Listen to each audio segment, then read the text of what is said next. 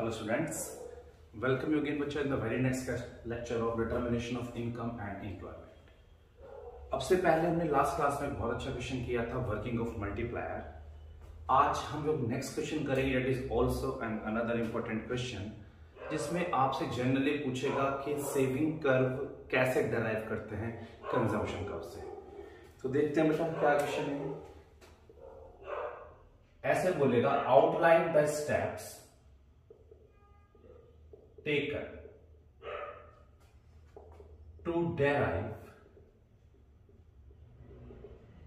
saving curve from consumption curve। कोई बहुत मुश्किल क्वेश्चन नहीं है, बहुत इजी सा फॉर्मेट, बहुत इजी चीजें हैं। सबसे पहले एक फिगर बनाएंगे। देखिए ये होता है y एग्रीगेट सप्लाई, ये नेशनल इनकम 45 डिग्री एंगल पे बनता है। और बच्चे ये होता है C फॉर कंजम्पशन कर्व। मैंने इसका नाम AC रखा है क्योंकि आप सभी को पता है कंजम्पशन y एक्सिस पे किसी पॉइंट से स्टार्ट होता है, क्योंकि जीरो लेवल ऑफ इनकम पर भी ऑटोनोमस कंजम्पशन होता है, इसलिए कंजम्पशन कर्व हमेशा एक पॉजिटिव वैल्यू पोजेस करता है और वहां से स्टार्ट होता है।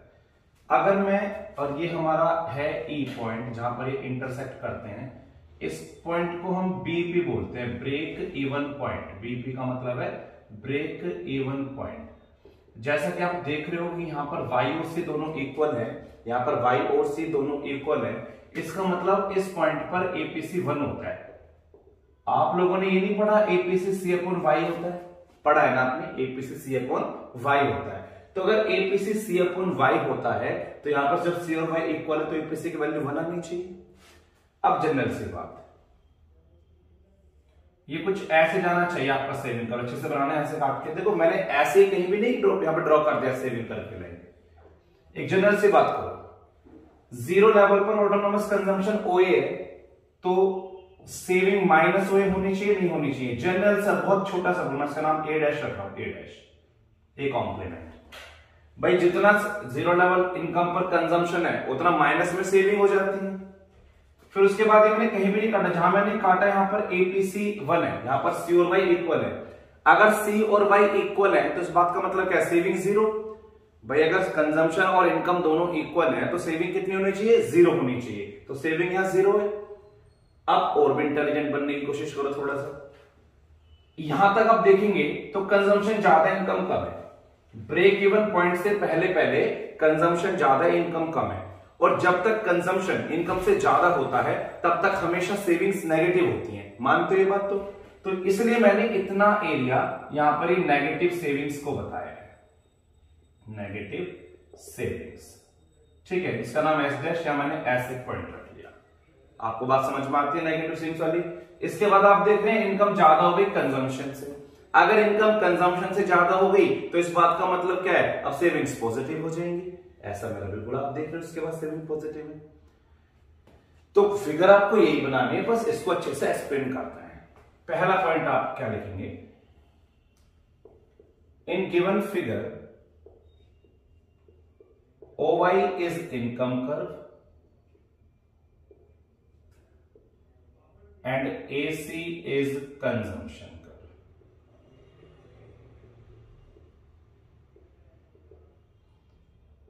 Consumption curve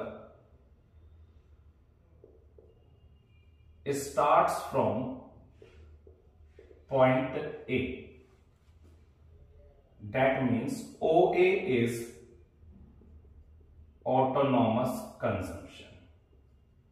मानते हो ये बात? इसका मतलब OA ऑटोनॉमस कंजम्पशन है। डन है? यहां पर देखते रहना आप ऑटोनॉमस। इसके बाद आगे लिखेंगे therefore savings would be OA dash. आप यहां पे ये भी लिख देना, S equals to minus C bar plus 1 minus BY और C equals to C bar plus BY। अच्छा लगता है, थोड़ा सा प्रेजेंटेशन निकल के आती है। फंक्शन तुमने पढ़े ना, the saving would be OA negative which is represented by minus C bar in saving function.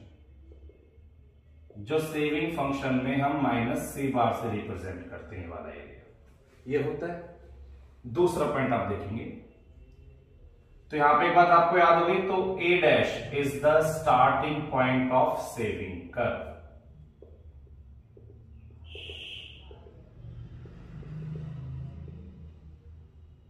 Second point पे फोकस करेंगे।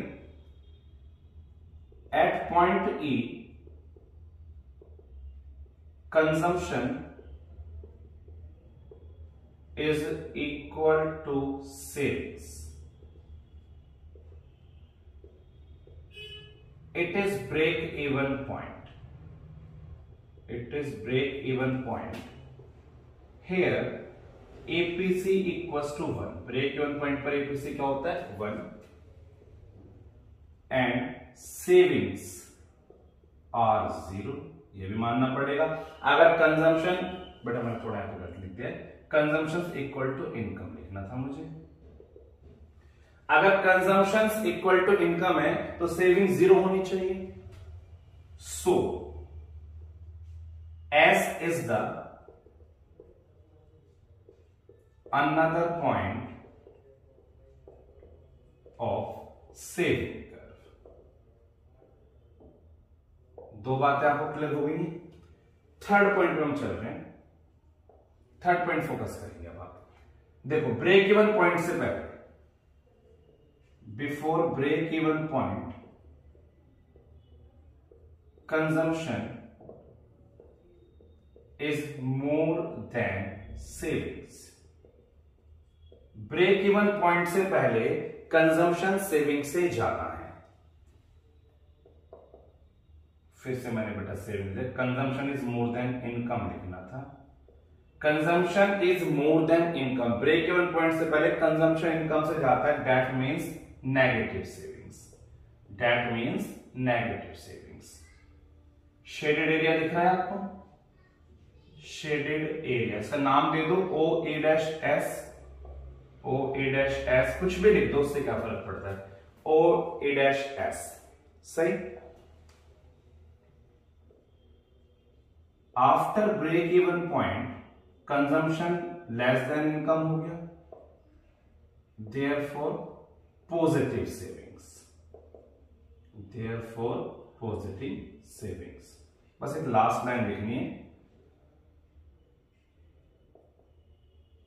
by extending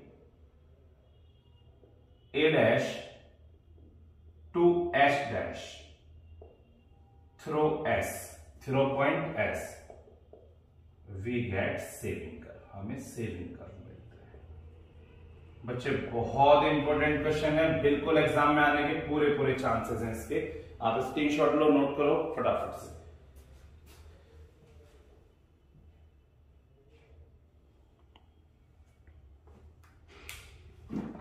होपफुली स्क्रीनशॉट ले लिया होगा आपने। मैं एक क्वेश्चन और कराने वाला हूं बच्चे भी आपको, बहुत इंपॉर्टेंट क्वेश्चन होगा वो भी।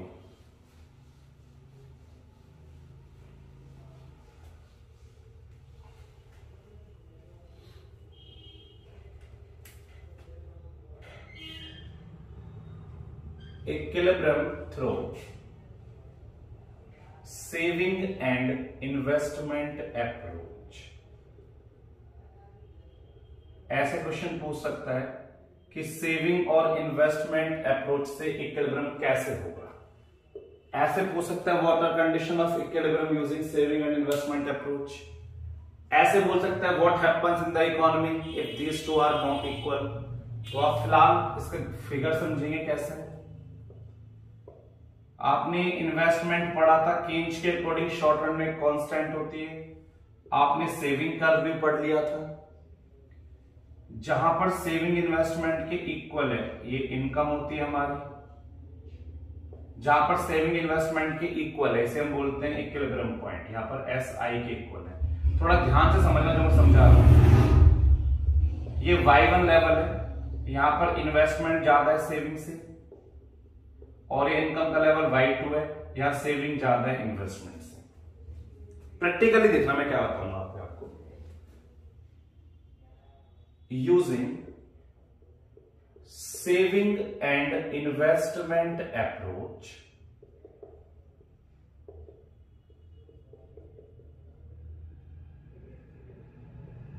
equilibrium struck at point where savings are equal to investment. In savings को वो आपको प्लान्ड सेविंग भी बोल सकता है, प्लान्ड सेविंग, या एक्सेंटी सेविंग्स भी बोल सकता है। तो ये मत कहना जी क्या वर्ड आ गई, प्लान्ड सेविंग या एक्सेंटी सेविंग्स भी यूज कर सकते हैं आप। अब हम जानते हैं, we know that at equilibrium AD equals to AS, हमने पढ़ा है sir. AD C plus I, AS C plus S, ये भी पढ़ा है। तो फिर I इक्वल्स टू S होना चाहिए, इसमें भी कोई दिक्कत नहीं होनी चाहिए। हाँ सर, ये बात तो क्लियर है। तो ये बात तो क्लियर है। अब हम देखते हैं पहली बात, व्हेन इन्वेस्ट, बेटा मैं एक एक्सप्लेन करूंगा, दूसरा आप खुद करेंगे। When investments are more than savings, अगर इन्वेस्टमेंट सेविंग से ज्यादा है, आई ज्यादा है एस से, अगर आई ज्यादा है एस से तो इसका मतलब एडी ज्यादा है एएस से, इसका मतलब एग्रीगेट डिमांड ज्यादा है एग्रीगेट सप्लाई से। अगर एडी एएस से ज्यादा होती है तो इस बात का मतलब क्या है, लोग स्पेंड करना चाह रहे हैं, हाउस होल्ड जो है वो स्पेंड करना चाह रहे हैं, they are spending more, they are willing to spend more. अगर वो ज्यादा खर्च करना चाह रहे हैं तो ये प्रोड्यूसर को इनकरेज करेगा कि वो प्रोडक्शन को बढ़ाएं। अगर मार्केट में डिमांड है तो प्रोड्यूसर प्रोडक्शन बढ़ाएंगे। अगर वो प्रोडक्शन बढ़ाते हैं तो एग्रीगेट सप्लाई बढ़ेगी, और अगर एग्रीगेट सप्लाई बढ़ेगी, एग्रीगेट सप्लाई का मतलब नेशनल इनकम, तो नेशनल इनकम बढ़ेगी और इक्विलिब्रियम आ जाएगा। धन्यवाद। ये तो मेरा पहला point, at income level OY1 savings investment are more than saving, that means AD is more than AS, इसका मतलब AD AS से ज्यादा है। When AD more than AS, it represents households are willing to spend more, इस बात का मतलब है कि हाउस होल्ड ज्यादा खर्च करना चाह रहे हैं। It encourage producers to produce more, ये प्रोड्यूसर को इंकरेज करेगा कि प्रोडक्शन को बढ़ा दें। As a result total output या एग्रीगेट सप्लाई या नेशनल इनकम विल इंक्रीज, और ऐसा कब तक चलेगा, जब तक इनकम बढ़कर यहां पर नहीं आएगी। और this process will continue till, कब तक, इक्विलिब्रियम इज अचीव्ड, जब तक इक्विलिब्रियम अचीव नहीं होगा एट OY लेवल, ऐसा जब तक चलेगा। डन है बात, फटाफट से चेक करो। दूसरा पॉइंट आप खुद भी समझ सकते हैं, मैं थोड़ा सा आपको बताता हूं हल्का सा, यहां पे देखेंगे आप please. When savings are more than investment, आप पूरा लिख लेना। आप OY2 पर देख रहे हैं, at OY2 savings are more than investment. बेटा अगर सेविंग इन्वेस्टमेंट से ज्यादा है, इट मींस एडी कम है, एएस ज्यादा है। इट मींस एडी कम है, एएस ज्यादा है, यानी हाउस होल्ड कम खर्च करना चाहते हैं। It represents household are willing to spend less, वो सेव करना चाहते हैं। बेटा क्या मैं चेक कर लूं वीडियो में आ रहा है नहीं, हाँ आ रहा है। अब क्या होगा, जब उनकी डिमांड कम रहेगी, सप्लाई ज्यादा है, तो सेलर्स के पास, बेचारों के पास सामान बचा रहेगा, उनका सामान बिकेगा नहीं, तो उनके पास इन्वेंट्री एक्यूमुलेट हो जाएगी। मान तो नहीं बात? इट रिजल्ट्स, ध्यान देना इस लाइन पे, इट रिजल्ट्स